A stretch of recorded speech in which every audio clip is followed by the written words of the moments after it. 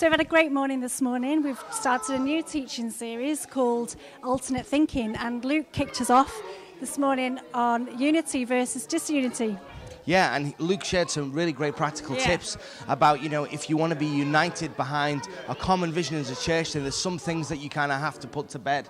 So he talked about things like, gossip and how that can really, infect the church, and he talked about things like carrying hurts and bitterness, things that are unspoken, all those things that you kind of need to deal with when you're really trying to be a family together. And he gave us some really practical steps about how we, should guard what we say, guard what we listen to, and actually guard what we do to help us to put these things into practice. It was a great message, really, and we got a lot from it in that sense. Yeah.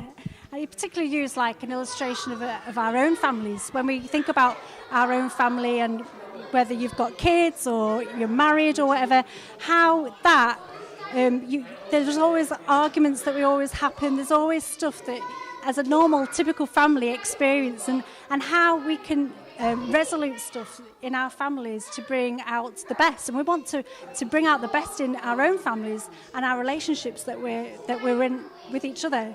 Yeah, it's great, and I think we really emphasised this morning how important this thing is. For if you're going to be a family, then you need to put all that stuff to one side and really pull together.